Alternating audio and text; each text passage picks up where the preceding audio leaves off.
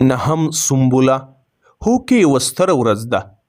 د سنبلې نهمه نیټه دقیقاً هماغه ورځ چې وروستی بهرنی تیریګر له هیواده د تیښتې پښې سپکې او د تل لپاره یې دا هیواد خپلو اصیلو بچیانو ته وسپاره.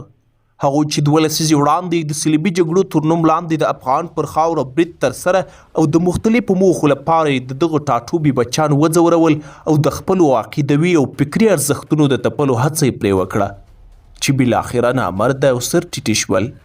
هغوی چې د ملګرو ملتونو تر نوم لاندې د خپلو توشیح شوي قوانینو خلاف دلته څو افغان نماد څیرې را باندې واکمنې او د هغوی په توسط یې خپلو موخو ته د رسیدو هڅه کوله.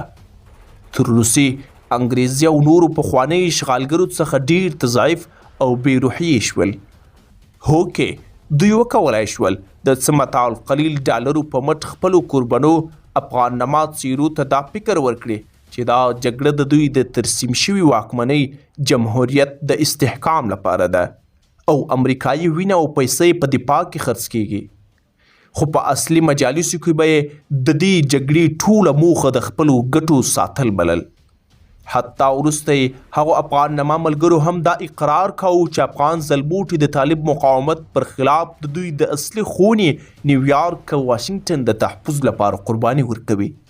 بلې جګړې وشوې، سخت ناورینونه راغلل، کلي او ښارونه مو په ورونو کې وسوځېدل. نه مو د مظلومیت چیغه چا اورېده او نه مو هم د بېوسۍ اوښکې چا پاکولې. خو منان ذات بیا تر 20 کلن ازمایښتي پړاو داسې راویستو چې د دې لویې جګړې ټول زور یې راته د یو بېوسه او بېکسه غلیم پر وړاندې د یو کوچني تحرک په څېر ښکاره کړ. موږ ته یې قوت راوباښه، حوصلې یې رالوړې کړي او دا فکر یې راکړ چې کوم څه تاسو یې کلونه د لاسته راوړلو په تلوسه کې واست، هغه د 10 ورځني مقاومت په نتیجه کې له کوم زور او ځواک کارولو پرته ترلاسه کیدای شي. اوس باید له دې وفهمو چې موږ د یو ښه حکومت او ادارې جوړولو لپاره هم ستر ازمایښتي پړاو ته ننوتلي یو. هر تحرک مو د څښتن تعالی جل جلاله لخوا څارل کیږي او زموږ د نیت او اخلاص مطابق را سره تعامل کیږي.